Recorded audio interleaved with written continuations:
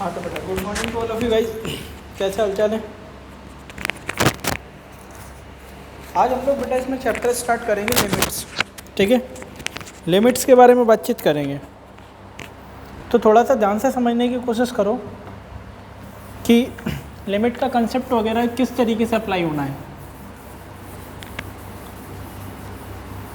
सबसे पहले तो इस बात को समझो, फंक्शन में ठीक ठाक तरीके से हमने चीज़ें डिस्कस कर ली हैं और काफ़ी सारी चीज़ें हम लोगों ने इसमें लिमिट मतलब फंक्शन में काफ़ी सारी चीज़ें सीखी हैं और इसके बेसिस पर आपका जो टेस्ट वगैरह होगा वो भी आपको मिल जाएगा। नेक्स्ट जो चैप्टर है हमारा वो लिमिट्स है। ठीक है, तो लिमिट्स में अगर जैसे कि जर्नल अंडरस्टैंडिंग पर आए, सबसे पहले तो कुछ बातें आपको जो बतानी है वो ध्यान से सुनते चलना। बिल्कुल जर्नल अंडरस्टैंडिंग पर अगर आप आते हो लिमिट्स के लिए,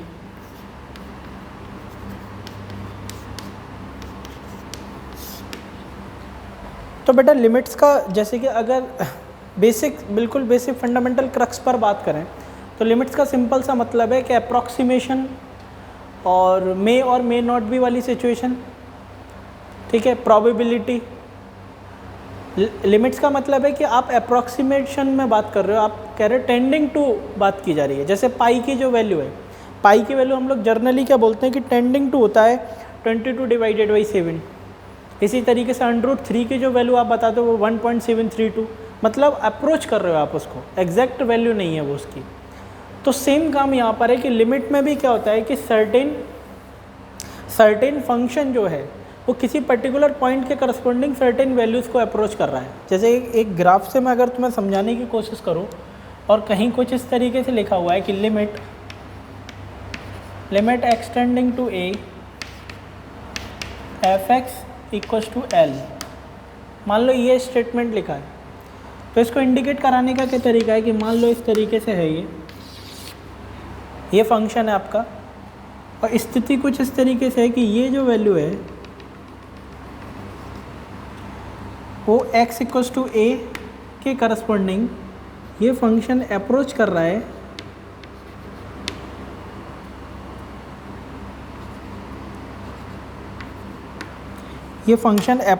है आपकी वैल्यू L को।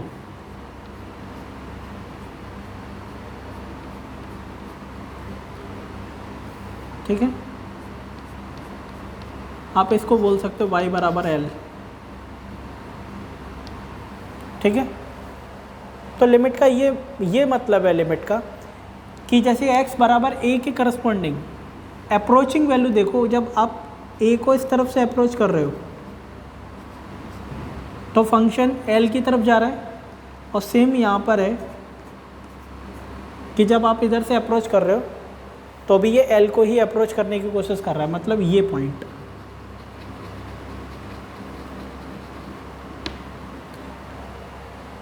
ठीक है, तो इसकी बात की जाए तो ये जो रीजन है वो लेफ्ट हैंड लिमिट और राइट हैंड लिमिट वाली बात है।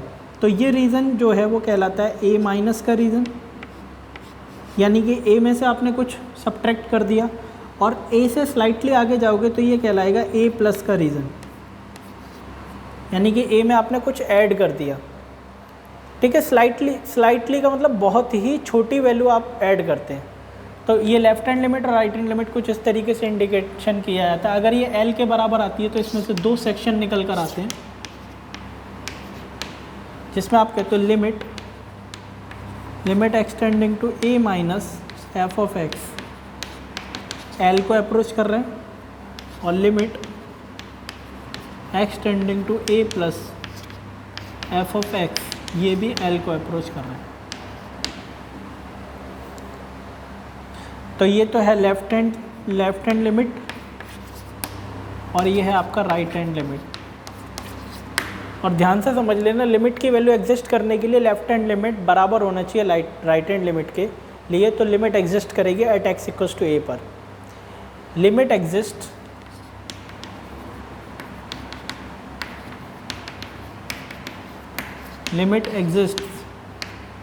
If left hand limit equals to होता है,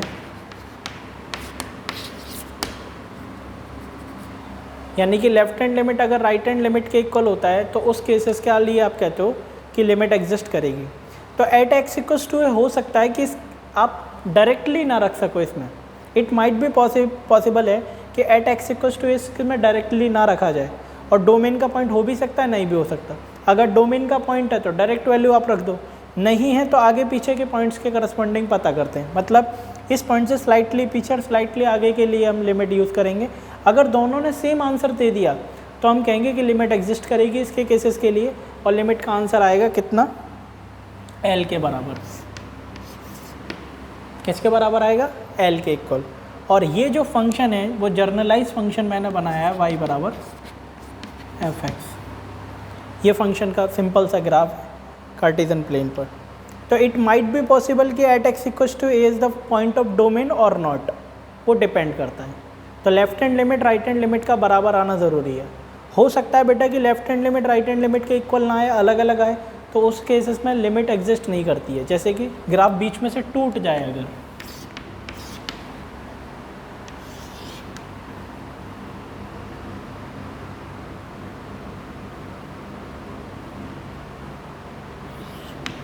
जैसे मान लो ये है, तो इस कर्व की बात क्या है, इस कर्व में आप ध्यान से देखो,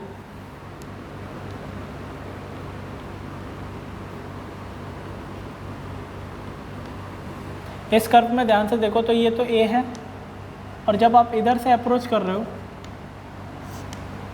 तो ये ऊपर इस वैल्यू को पकड़ने की कोशिश कर रहा है, और जब आप इसको इस तरफ से अप्रोच कर रहे हो तो ये अनदर वैल्यू को पकड़ने की कोशिश कर रहा है, यानी कि इस वैल्यू के करस्पॉन्डिंग ये आंसर L1 आ रहा है, और जबकि इसके करस्पॉन्डिंग L2। तो लेफ्ट हैंड लिमिट इक्वल नहीं है राइट हैंड लिमिट के, तो इसके केसेस में लिमिट डज नॉट एग्जिस्ट। जब आप एक बात होता है अप्रॉक्सीमेशन में बात की जा रही है और left hand limit right hand limit के इक्वल ही नहीं है, यानी कि लेफ्ट हैंड लिमिट की वैल्यू अलग आ रही है, राइट हैंड लिमिट की वैल्यू अलग आ रही है सॉल्व करने पर, तो मतलब अब at x equals to a directly तो फंक्शन में रख नहीं सकते, लेकिन लेफ्ट हैंड लिमिट अलग है राइट हैंड लिमिट अलग है, क्योंकि फंक्शन में जंप है, कोई ना कोई गैप है, मतलब ये वाली जो ब्रांच है इस पॉइंट से आगे फंक्शन हल्का सा ऊपर चला गया या नीचे रह गया, इस तरीके से। तो लिमिट का यही कंसेप्ट है। लिमिट क्या करता है कि अगर ये वैल्यू आप इसमें नहीं रख पा रहे हैं तो वो पड़ोसियों से जानकारी लेता है ना, पड़ोसियों से पूछेगा, और left hand limit right hand limit के बराबर आ गई तो फाइनल आंसर वही दे देगा। तो उस केस में जब left hand limit right hand limit के बराबर नहीं होती तो उसको लिमिट डज नॉट एग्जिस्ट, मतलब लिमिट का कंसेप्ट अप्लाई नहीं हो सकता। और जिस केस में left hand limit right hand limit के बराबर आ जाती है उस केस में लिमिट का कंसेप्ट अप्लाई हो जाता है ना। और लिमिट का मतलब होता है अप्रॉक्सीमेशन। सिंपल टर्म्स में अगर आप बात करो तो limits is all about approximation.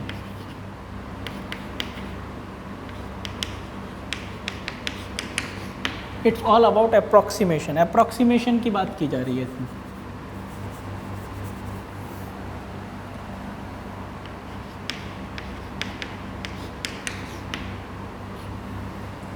Approximation की बात की जाए, ठीक है।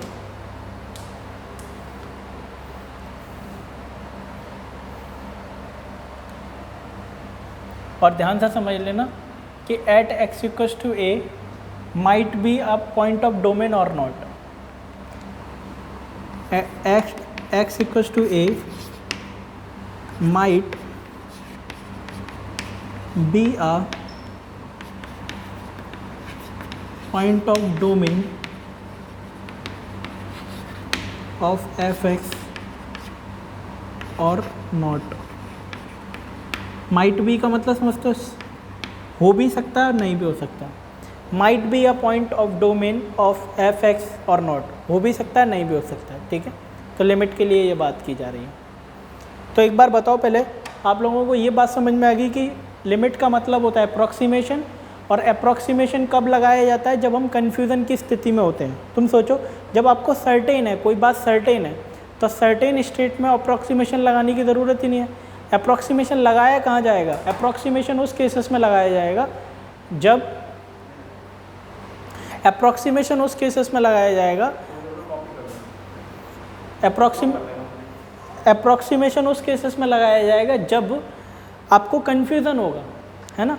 कन्फ्यूज़न का मतलब क्या है, मान लो कि कोई पॉइंट डोमेन में लाई नहीं कर रहा है फंक्शन की, कोई फंक्शन दे रखा है उसमें कोई पॉइंट है, वो डोमेन के लिए लाई नहीं कर रहा, डोमेन में है ही नहीं, तो डोमेन में नहीं है वो पॉइंट नहीं है, लेकिन उसके आगे पीछे के स्लाइटली आगे स्लाइटली पीछे के पॉइंट्स तो हैं, तो स्लाइटली आगे स्लाइटली पीछे के पॉइंट्स को रखने के बाद हम चेक करते हैं कि अच्छा इन पर वैल्यू क्या आ रही है। ये वही वाली बात है कि बेटा तुम किसी दोस्त से मिलने गए, है ना, और किसी दोस्त से जब मिलने गए तो वो दोस्त के घर में ताला लगा था, तो उस दोस्त के बारे में उसका फ़ोन लग नहीं रहा, तो उसके पड़ोसियों से तो पूछोगे कि भाई तू बताइए कहाँ गया है, लेफ्ट हैंड पड़ोसी से पूछा, राइट हैंड पड़ोसी से पूछा।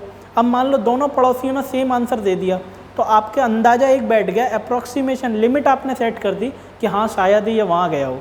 लेकिन मान लो एक पड़ोसी ने कहा वो इलाहाबाद गया है, दूसरा कह रहा है वो दिल्ली गया है, अब आप कन्फ्यूज़ हो गए, अब लिमिट भी एग्जिस्ट नहीं कर सकते, मतलब अब शायद वाली सिचुएशन भी ख़त्म। तो ये शायद और अप्रॉक्सीमेशन लगाया कहाँ जा रहा है, जुगाड़बाजी लगाई कहाँ जा रही है, जो पॉइंट डोमेन का हिस्सा नहीं है। और मान लो कोई पॉइंट किसी फंक्शन में रखा जा सकता है और फंक्शन अनडिफाइंड भी नहीं आ रहा, यानी कि वो पॉइंट उस डोमेन का हिस्सा है, तो डायरेक्टली वैल्यू उठा कर रख दो, तो लिमिट लगाने की कोई ज़रूरत ही नहीं है।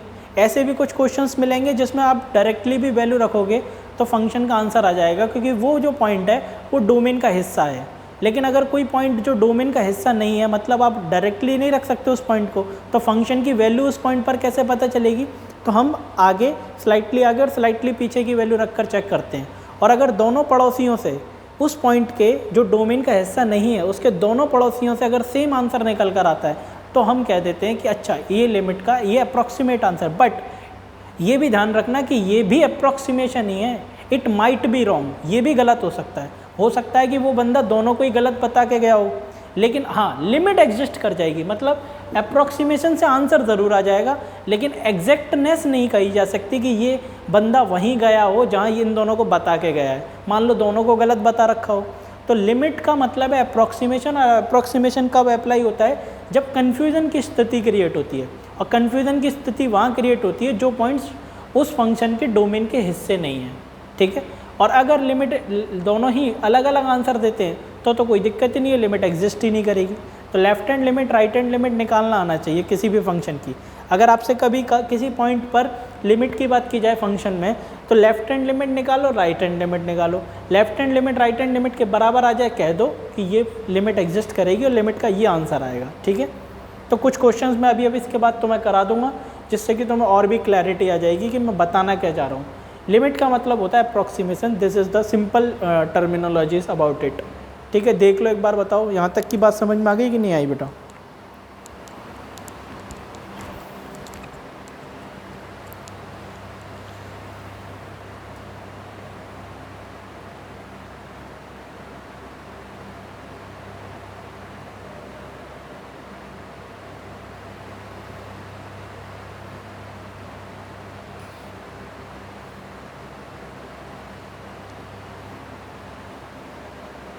ठीक है, अब इसके बेसिक क्रक्स पर आते हैं, आगे की तरफ बढ़ते हैं इसमें और बात समझने की कोशिश करते हैं।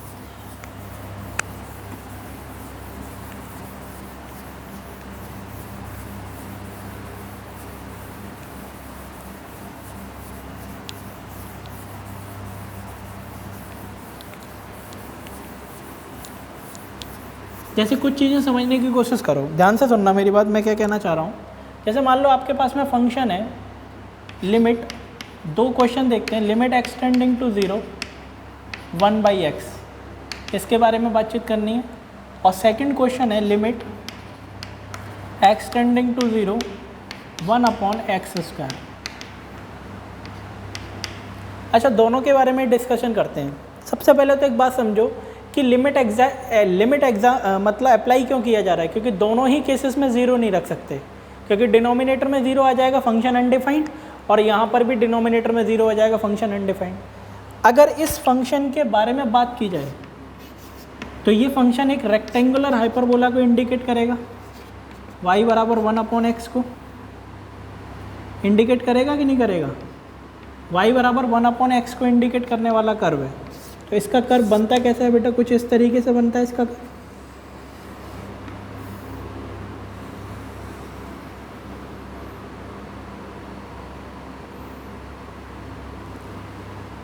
ठीक है, कुछ इस तरीके से बनेगा। और जबकि इसकी बात की जाए तो ये जो कर्व बनेगा इसका, वो दोनों ही डोम आपके ऊपर ही हो जाते हैं।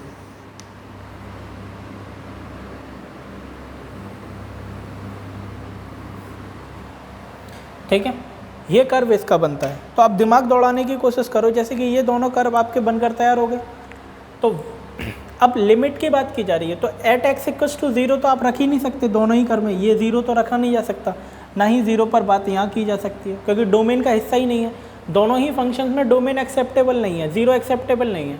लेकिन इस बात को थोड़ा सा ध्यान से समझो कि 0 से स्लाइटली आगे की तरफ अगर आप आते हो, तो 0 से स्लाइटली आगे का मतलब है 0 प्लस। 0 प्लस का मतलब समझो, क्या मतलब है, 0.0000000, बहुत सारे ज़ीरो लगने के बाद में कहीं जाकर बनाएगा।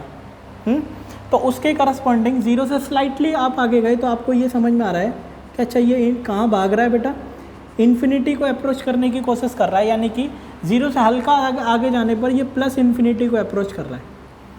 जबकि आप सोचो 0 से स्लाइटली पीछे की तरफ से आप अप्रोच करोगे इसको, तो 0 से स्लाइटली पीछे के लिए ये फंक्शन नेगेटिव में इन्फिनिटी को अप्रोच करने की कोशिश कर रहा है, यानी कि माइनस इन्फिनिटी को अप्रोच कर रहा है। यानी कि इसका लेफ्ट हैंड लिमिट और राइट हैंड लिमिट अलग अलग आ रहा है। इस फंक्शन को दो पार्ट्स में तोड़ा जाएगा ना, तो लेफ्ट हैंड लिमिट तो इसका आ रहा है माइनस इन्फिनिटी, और जबकि इसका राइट हैंड लिमिट कैसा आ रहा है बेटा, प्लस इन्फिनिटी। और अब एक बात बताओ तुम, फंक्शन की लेफ्ट हैंड लिमिट और राइट हैंड लिमिट अलग है, तो आप इस केसेस में एट लिमिट एक्सटेंडिंग टू 0 पर 1/x में पड़ोसी जो हैं, जैसे इस पॉइंट पर तो फंक्शन अनडिफाइंड है, डोमेन का पॉइंट ही नहीं है, क्योंकि ये फंक्शन की जो डोमेन है, डोमेन की अगर बात की जाए तो डोमेन इसकी x belongs to all the real number except क्या है, 0 नहीं ले सकते, है ना, 0 एक्सेप्टेबल नहीं है। तो 0 से स्लाइटली आगे के लिए तो फंक्शन पॉजिटिव इन्फिनिटी को अप्रोच कर रहा है, जबकि स्लाइटली पीछे के लिए नेगेटिव इन्फिनिटी। ये वही वाली बात है कि दोस्तों से मिलने गए, उसका एक पड़ोसी कह रहा है कि इलाहाबाद गया है, एक कह रहा मुंबई गया है, अब तुम कंफ्यूज हो गए। तो इस केसेस में इस लिमिट का कोई आंसर नहीं आएगा और आप कहोगे लिमिट डज नॉट एग्जिस्ट। क्या आंसर होगा बेटा इसका, simple, limit does not exist. Limit exist नहीं करती इसके केसेस के लिए, ठीक है। बट अगर आप इस केस में आओ और यहाँ पर थोड़ा सा दिमाग दौड़ाने की कोशिश करो, तो 0 तो आप नहीं रख सकते, वो तो क्लियर है, क्योंकि डोमेन तो इसकी भी यही होगी, all the real number accept 0, क्योंकि 0 के करस्पॉन्डिंग डिनोमिनेटर 0 हो रहा है।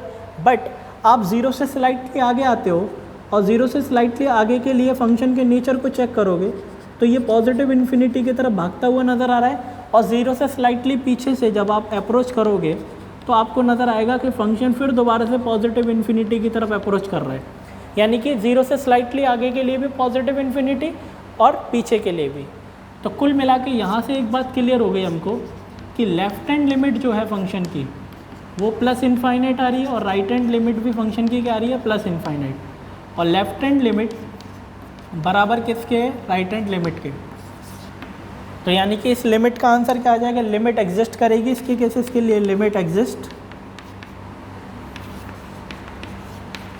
और लिमिट एक्सटेंडिंग टू 0 1/x² का आंसर कितना आएगा, इन्फिनिटी।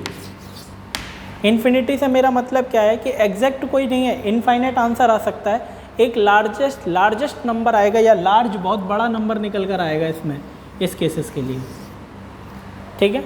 तो ये बेटा सिंपल सी बात है कि लिमिट के ये दो एग्जाम्पल हैं, जिसमें एक केस में तो लिमिट डज नॉट एग्जिस्ट है और इसमें लिमिट एग्जिस्ट कर रही है। 1/x² के लिए लिमिट का जो आंसर आएगा वो इनफाइनाइट आ जाएगा।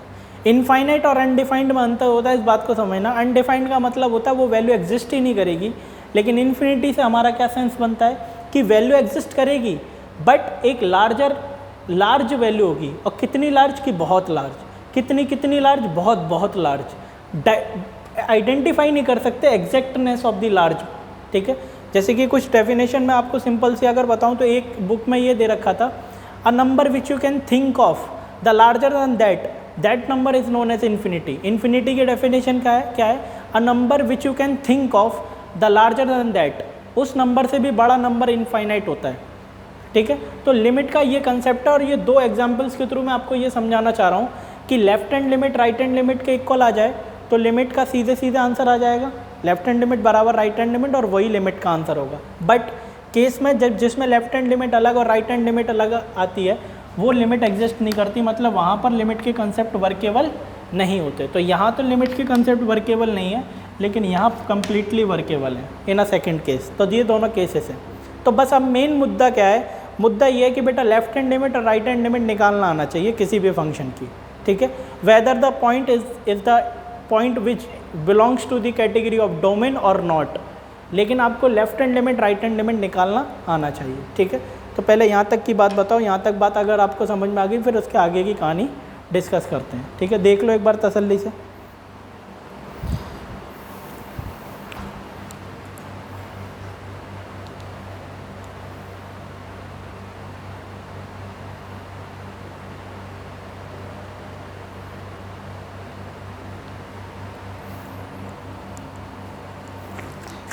तो ये तो बेटा इंट्रोडक्टरी पार्ट था यहाँ तक, है ना, लिमिट्स के लिए। अब जैसे कि मान लो कि कोई फंक्शन है, जैसे मान लो एक सिंपल से क्वेश्चन से हम लोग अपनी बातचीत शुरू करते हैं।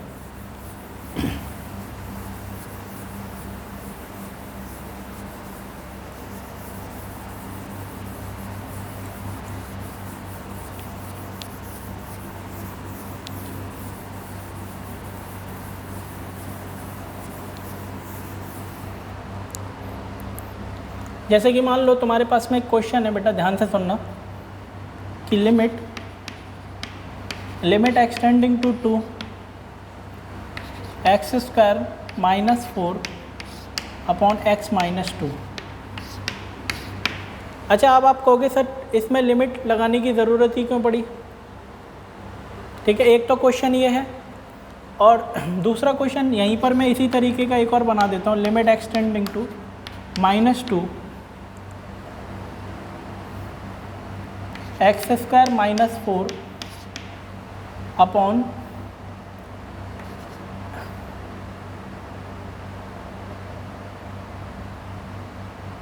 X minus 2।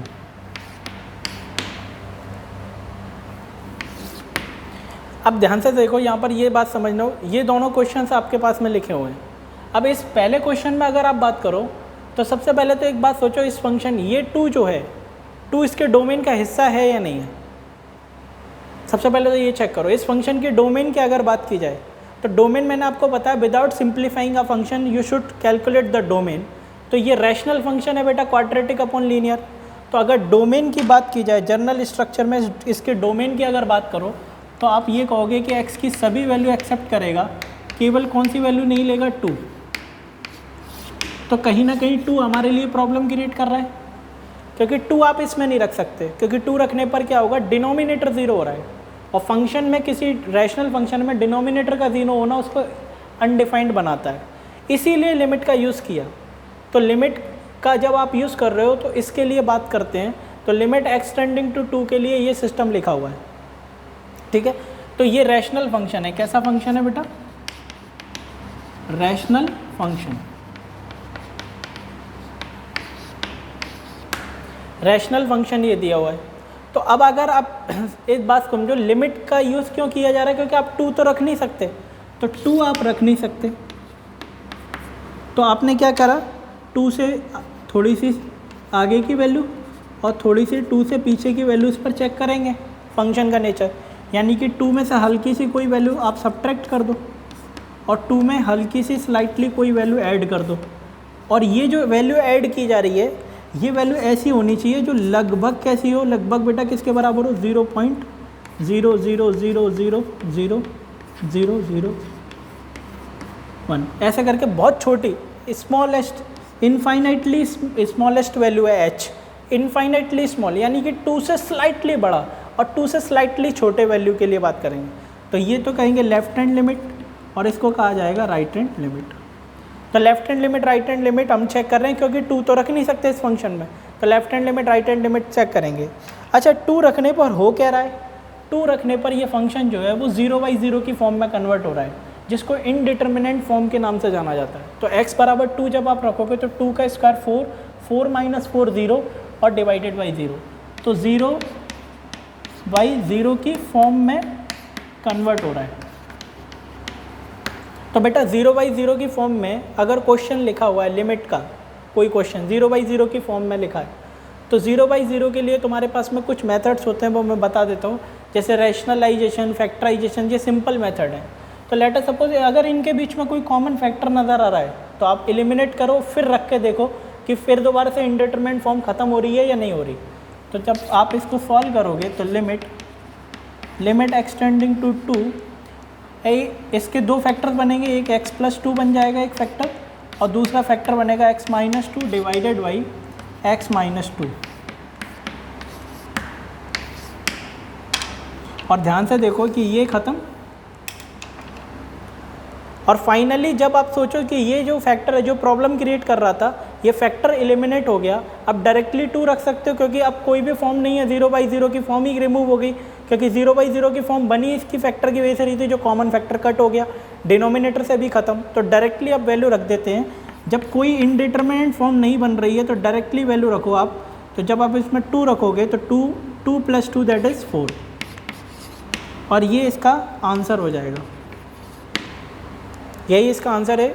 और 0 बाई 0 की फॉर्म को सॉल्व करने के लिए हमने जो मेथड यूज़ किया है that is known as factorisation. किस मेथड को हमने यूज़ किया है? फैक्टराइजेशन। अब लेकिन यहाँ पर दिमाग दौड़ाओ, इस फंक्शन की डोमेन की अगर बात करें तो डोमेन इसकी x belongs to all the real number except 2। 2 नहीं रख सकते, 2 के अलावा सारी वैल्यू रख सकते हैं। तो एक बात बताओ, रखना क्या है इसमें? -2 पे पूछ रहा है, तो एक बात बताओ, -2 तो इसमें रखा, केवल 2 नहीं रख सकते, -2 तो रख सकते हैं ना। तो -2 पर प्रॉब्लम क्या हो रही है? -2 पर कोई इंडिटरमिनेट फॉर्म नहीं बन रही इसमें। तुम सोचो -2 पे डिनोमिनेटर 0 तो हो नहीं रहा, -2 पे डिनोमिनेटर 0 हो रहा है क्या? देखो ध्यान से समझना, 2 नहीं रख सकते हैं। -2 पे डिनोमिनेटर 0 हो रहा है? नहीं, 2 पर हो रहा है, तो 2 रखना ही नहीं है, -2 रखना है। तो ये तो 0 नहीं हो रहा, इसकी वैल्यू कितनी हो रही है? -4। और बेटा ऊपर वाली वैल्यू की बात करें तो अब जब कोई इंडिटरमिनेट फॉर्म नहीं है, 0 बाई 0 की फॉर्म तो बन रही नहीं है जिसमें फैक्टराइजेशन वगैरह अप्लाई हो, तो फैक्टराइजेशन अप्लाई करने की ज़रूरत ही नहीं है। सीधे सीधे तुम समझो 0 बाई 0 की फॉर्म बन नहीं रही है इसमें, 0 बाई 0 थोड़ी ना बन रहा है, 0 अपॉन -4 बन रहा है, और 0 अपॉन -4 अनडिफाइंड नहीं होता है, ना ही इनडिटरमिनेट फॉर्म है। ये बेटा डिटरमिनेट फॉर्म है, 0 अपॉन -4 0 हो जाएगा। तो अल्टीमेटली डायरेक्ट वैल्यू रख देते हैं जब डोमेन का पॉइंट नहीं है, यानी कि -2 डोमेन का ही पॉइंट है, तो डायरेक्टली वैल्यू रखो और डायरेक्ट वैल्यू निकालो, तो you will get the value -2 का कंप्लीट स्क्वायर -4 अपॉन -4, और 0 अपॉन -4 इक्वल्स टू 0, और बस यही इस लिमिट का फाइनल आंसर है। तो अगर पॉइंट डोमेन का पॉइंट है, तो आप डायरेक्टली उसमें रिप्लेस कराओ और फाइनल आंसर निकालो, ठीक है। लेकिन रिप्लेस कराने से पहले इस बात का विशेष ध्यान रखना कि इनडिटरमिनेट फॉर्म नहीं बननी चाहिए और ना ही अनडिफाइंड आना चाहिए। तो इनडिटरमिनेट कौन सी फॉर्म है जहाँ लिमिट अप्लाई होती है वो अभी मैं बता दूंगा। इस केस में कोई इनडिटरमिनेट फॉर्म नहीं बन रही, डिटरमिनेंट फॉर्म बन रही है, और ना ही अनडिफाइंड आ रहा है फंक्शन, ठीक है, क्योंकि एग्जैक्ट तो रखनी नहीं है वैल्यू, ठीक है। तो देख लो एक बार, बताओ यहाँ तक की कहानी समझ में आ गई कि नहीं आई है फंक्शंस वगैरह की। 2 फंक्शंस हैं जो आपस में मिलते जुलते हुए फंक्शन है। अब मैं तुम्हें ये बता दूंगा इसमें कि कौन कौन सी ऐसी इनडिटरमिनेट फॉर्म है जहाँ लिमिट्स के कंसेप्ट अप्लाई होते हैं। लिमिट्स के जो कंसेप्ट है ना, जो भी आपने लिमिट्स के कंसेप्ट सीखे हैं वो सर्टेन एरियाज़ में ही अप्लाई होंगे। तो हमारे पास में टोटल 7 डिफरेंट फॉर्म्स हैं जिसमें लिमिट्स का यूज़ किया जाता है, और लिमिट्स के डिफरेंट मेथड्स हमको सीखने हैं उन 7 फॉर्म्स को सॉल्व करने के लिए, ठीक है। जैसे 0 बाई 0 उनमें से एक फॉर्म है, और जहाँ इनडिटरमिनेट फॉर्म नहीं बन रही है वहाँ तो आप डायरेक्ट वैल्यू उठा के रख दो, है ना, डायरेक्ट लिमिट की वैल्यू रख दो, you will get your answer.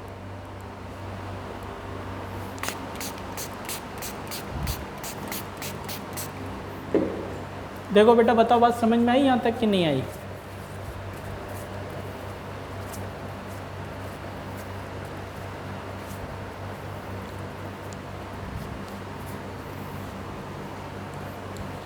जैसे मैं कुछ क्वेश्चन तो मैं पहले उसके करा देता हूँ जिसमें कोई भी इंडिटरमिनेट फॉर्म नहीं बनती है, जिसमें डायरेक्ट वैल्यूज़ वगैरह रखनी होती हैं। तो पहले इंडिटरमिनेट फॉर्म देख लो जहाँ लिमिट यूज़ होती है, और फिर वो बता देंगे जहाँ लिमिट का कोई काम ही नहीं है, डायरेक्ट वैल्यू रखो और आंसर पाओ। तो लिमिट यूज़ होती है जहाँ इनडिटरमिनेट फॉर्म्स बनती हैं। तो कौन कौन सी इनडिटरमिनेट फॉर्म है? 7 इनडिटरमिनेट फॉर्म होती हैं बेटा।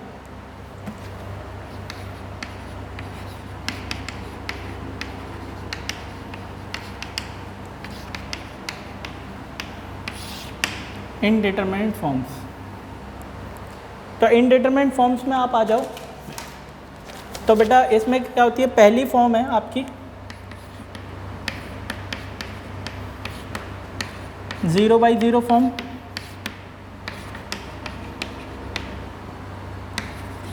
दूसरी फॉर्म है बेटा इन्फिनिटी। ये तीर के निशान ये कह रहे हैं कि ये अप्रोचिंग वैल्यू है, एग्जैक्टनेस वैल्यू की बात नहीं की जा रही है फॉर्म। थर्ड फॉर्म है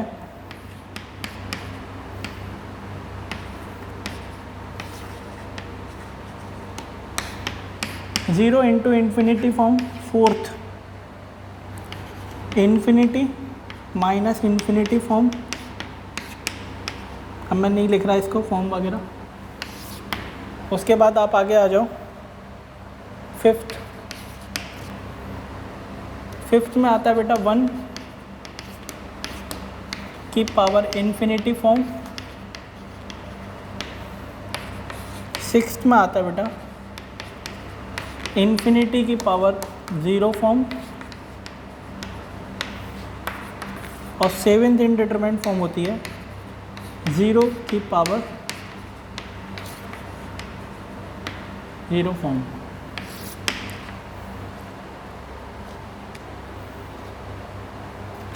तो 0/0 form infinity upon infinity, 0 into infinity, infinity minus infinity, 1 की पावर इन्फिनिटी, इन्फिनिटी की पावर 0, 0 की पावर 0।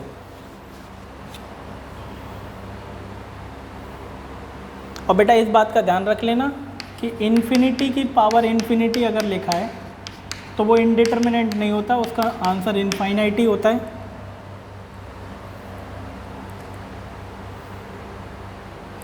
और 0 की पावर अगर इन्फिनिटी लगा हुआ है तो इसका आंसर 0 होता है। ये नॉट एन इनडिटरमिनेट फॉर्म।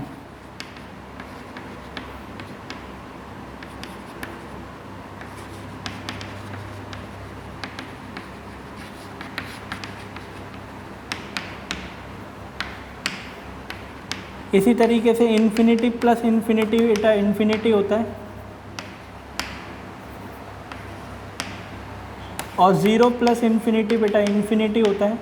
तो ये सब चीज़ें हैं जो कन्फ्यूज़न क्रिएट करती हैं कभी कभी लोगों को। तो ये इनडिटरमिनेट फॉर्म्स नहीं है बेटा। इन्फिनिट बहुत बड़े नंबर की पावर बहुत बड़ा नंबर करोगे तो बहुत बड़ा नंबर आएगा, और बहुत छोटे नंबर की पावर बहुत बड़ी कर दोगे तो बहुत छोटा आ जाएगा, क्योंकि एक तो ऑलरेडी छोटा था, ऊपर इन्फिनिटी और है, बिल्कुल ख़त्म कर देगा। बहुत बड़े नंबर में बहुत बड़ा नंबर ऐड हो तो बहुत बड़ा आता है, और बहुत बड़े नंबर में 0 ऐड हो जाए तो बहुत बड़ा ही आएगा।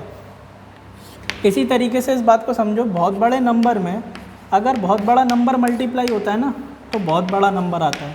इन्फिनिटी का स्क्वायर मत कर देना, क्योंकि अलजेब्रा के रूल्स यहाँ काम नहीं करते हैं, ठीक है। अलजेब्रा के रूल्स यहाँ नहीं काम करेंगे।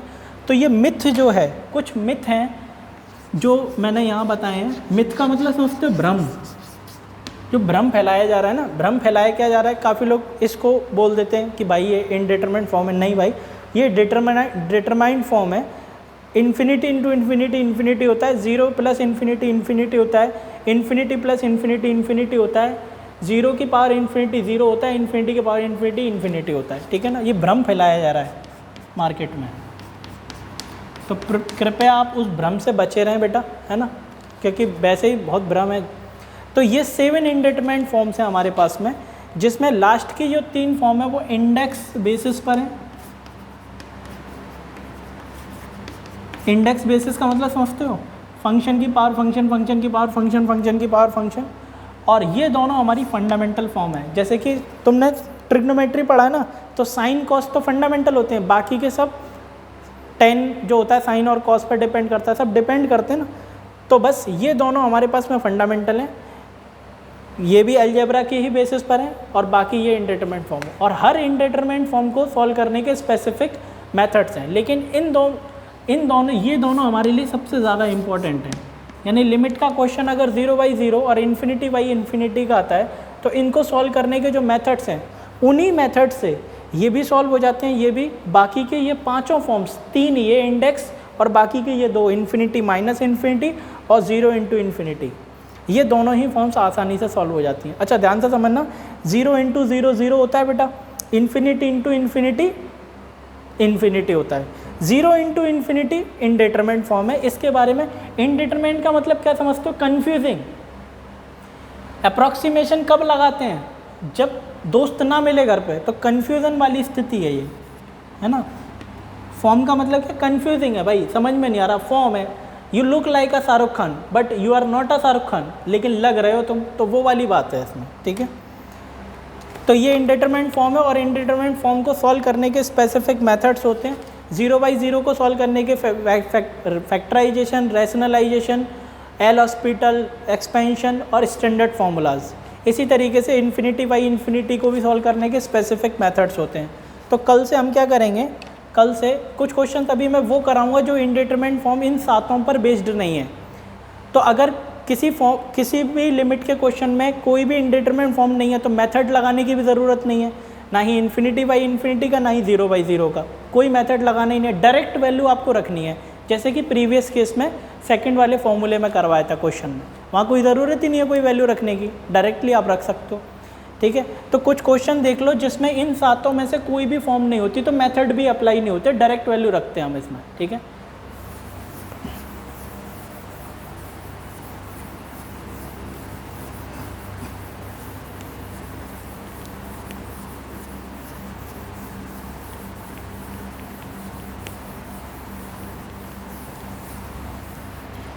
जैसे कि अगर क्वेश्चन की बात करूं मैं, क्वेश्चन दे रखा है, देखना ध्यान से,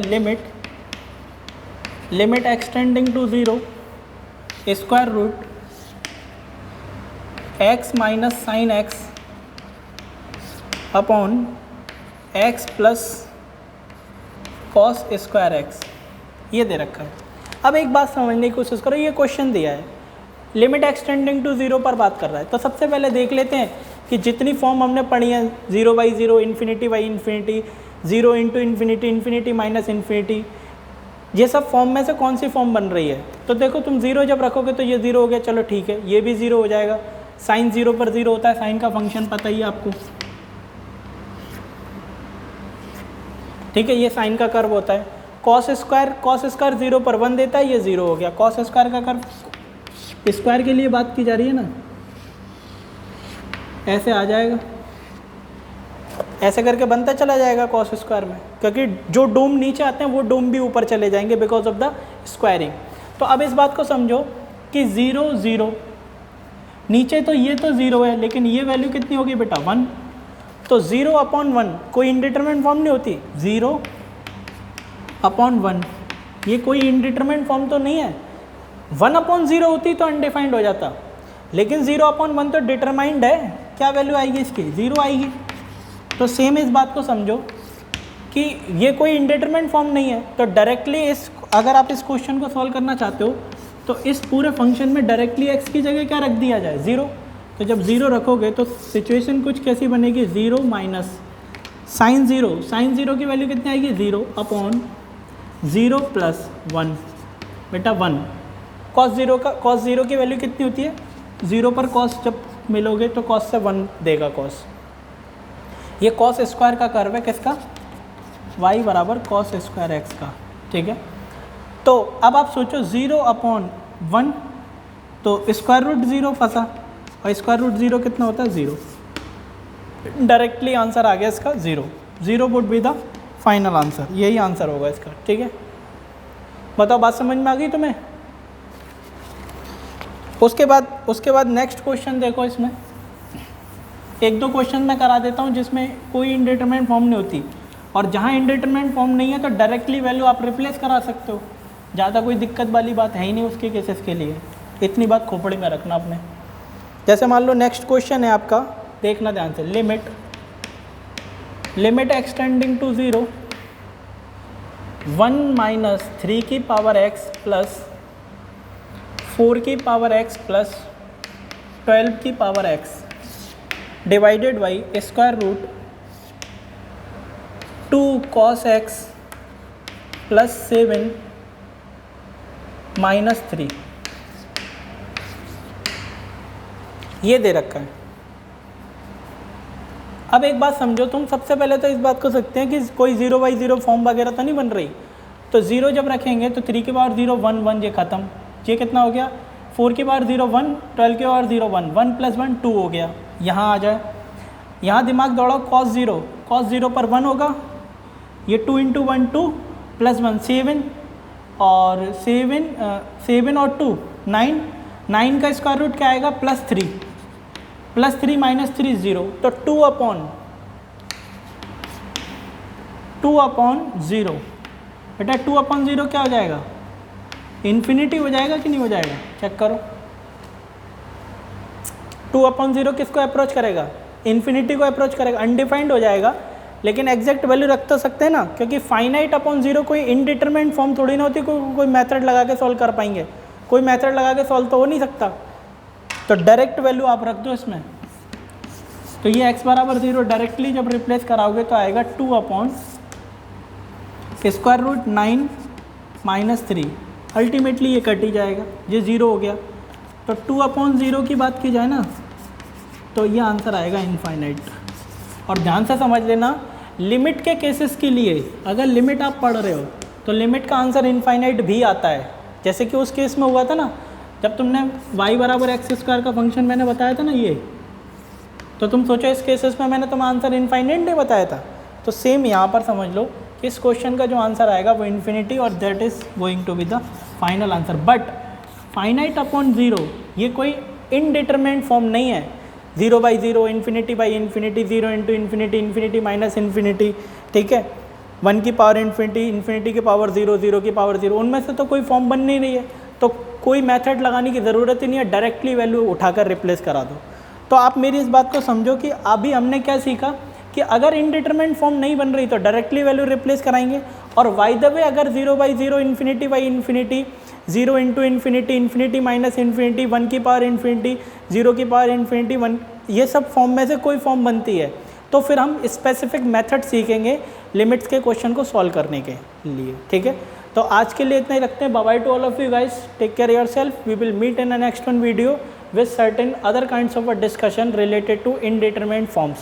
All these 7 forms should be remembered to you कि कौन सी फॉर्म indeterminate होती हैं और कौन सी फॉर्म indeterminate की कैटेगरी में नहीं आती हैं। और कुछ मिथ हैं बेटा जो कि गलत फहमियाँ हैं, जैसे कि 0 × infinity, infinity + infinity, infinity × infinity, 0 की पावर इन्फिनिटी, इन्फिनिटी की पावर 0, इन्फिनिटी की पावर इन्फिनिटी, ये indeterminate की कैटेगरी में नहीं है। टोटल मिला जुलाकर 7 ही इनडिटरमिनेट फॉर्म है, 7 से ज़्यादा इनडिटरमिनेट फॉर्म नहीं है, ना ही 7 से कम, एग्जैक्ट 7 इनडिटरमिनेट फॉर्म है, और 7 के 7 इनडिटरमिनेट फॉर्म को सॉल्व करने के स्पेसिफिक मेथड्स और तरीके हैं, जिसमें 2 फंडामेंटल फॉर्म्स हैं, 0/0 और इन्फिनिटी/इन्फिनिटी। इनको सॉल्व करना सीख लिया तो बाकी के सब सॉल्व हो जाएंगे आसानी से। तो bye bye to all of you guys, take care yourself, bye.